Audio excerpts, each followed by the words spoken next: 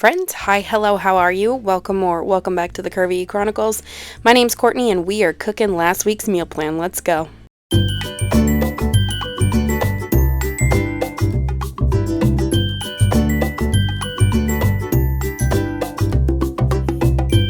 Caution, watching the following content may cause extreme hunger. Viewer discretion is advised. Other symptoms may include stomach growling, hunger outbursts, mouth watering, increased salivation, impulse grocery shopping, increased desire to cook, increased to want to come to my house. That will not happen. Increase to hitting that subscribe button, increase to hitting that like button, and increase to leaving a comment. Please do all of the above. Alright friends, we are starting this off on a Monday with some creamy bacon pork chops. They were so good. These are the chops that came out of that pork loin that I got at Costco. Remember when I found that really good deal? Yeah, these are them. So they're 1-inch chops. We're going to pat dry on both sides. We are going to season with garlic, salt, and pepper, both sides. We're going to melt down a couple tablespoons of butter in a hot pan. Once it's all nice and bubbly, add in those pork chops. And then we're going to let those cook for like 5-ish minutes on each side, something like that. We want them to get a nice sear on them, and we want them to be nice and good and yummy. Broccoli, we're just chopping this up into some smaller pieces. We're going to put some avocado oil and garlic salt. It's going to go into the oven at 350 for about 25 minutes till it's nice and roasty toasty. This is what our pork chops should look like when they've been done on both sides. We're going to take those out, add in some more butter. We're going to make a roux with some flour, so 1 tablespoon of flour in there. Mix that all up. You're going to see my failed attempt at making chicken stock with a bouillon cube because I didn't heat my water up hot enough. So yeah, you know what, and then my pan was too hot, so then it all just started to evaporate. Anyway, it did not affect the dish. We just stirred it all in. Once it got hot, it was fine. We're gonna add in a splash of lemon juice. Not really sure what that does, but it makes it taste good, I guess. It's in the recipe. Some garlic powder for flavor. Mix that all in, and then somewhere in here I was supposed to add in a clip of me pouring in the heavy cream. Forgot that, but anyway, I don't remember what the recipe calls for. Obviously, recipes will be linked down in the description box, But we're going to add in that cream, stir it till it gets all nice and combined. Heat is on like a medium low, probably like a low. We're going to add our pork chops back in, and then we are going to add in our bacon crumbles. You can do like your own cut up bacon crumbles, but I didn't want to take time to do that, so we used the pre-made kind.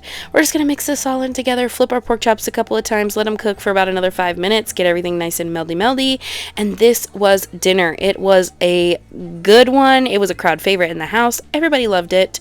So good. Leftovers were even better. All right. Tuesday brings us one of our household favorites, which is Cowboy Casserole.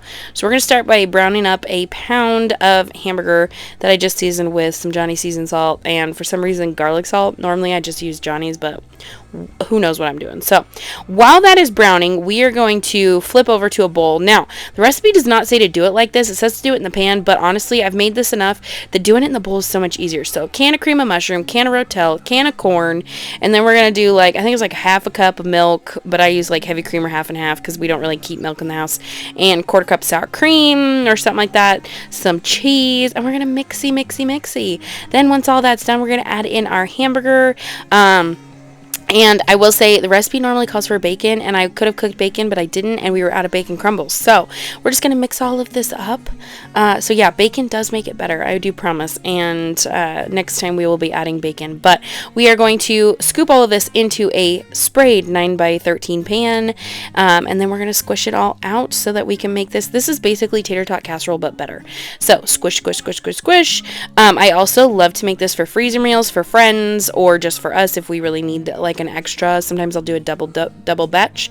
Then I almost forgot cheese, but recipe does call for putting the cheese on top of the tots. I don't like to do that. I like to put it under because we like our tots to come out nice and crispy. So we're gonna layer this whole pan with tater tots. It's usually like a full bag of the 32 ounce or whatever of tater tots. This is what it looks like coming out of the oven. It is so good and feeds us quite a while. All right, next up we have our pork roast in the Crockpot. It's fall, people. Crockpot is my favorite thing to use. It is amazing. I love it.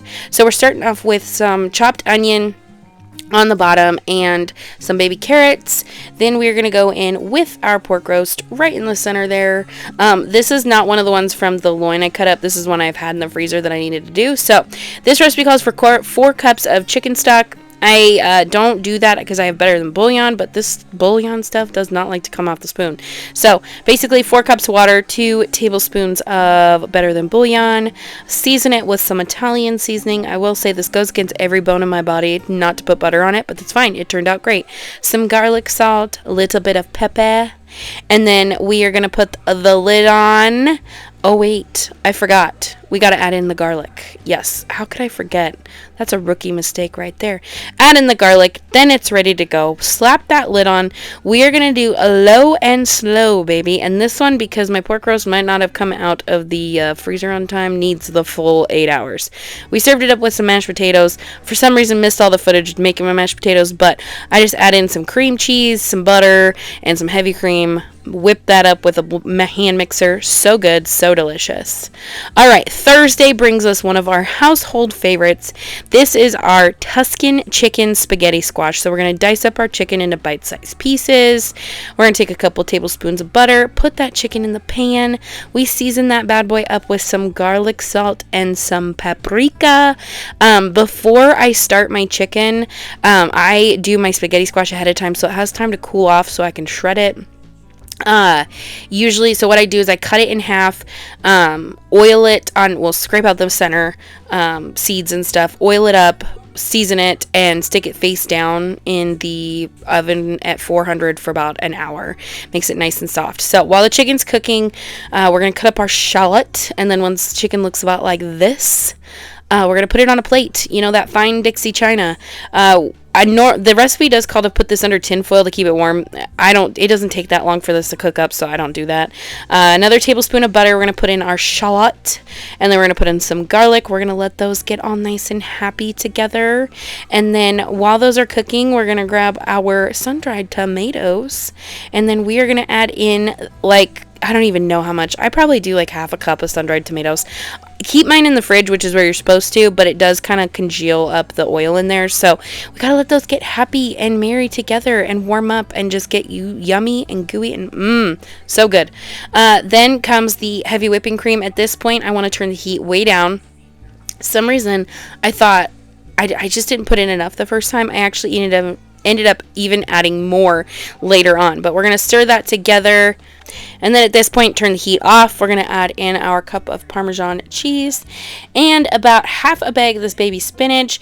It does look like a lot, but remember, folks, baby spinach does cook down. So after this, we're going to stir it in a little bit, and then we're going to add in our chicken cubes too, and then we're going to start shredding our spaghetti squash.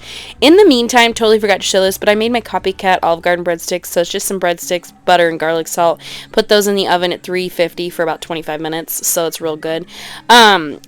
It took me a minute to get this all scraped out. This is one of our garden spaghetti squashes from last year that we're trying to use up. But anyway, we mixed everything up. It's a great one. We love this one, and I forgot to get an end shot, but here it is. Thanks for watching, guys. See you next time.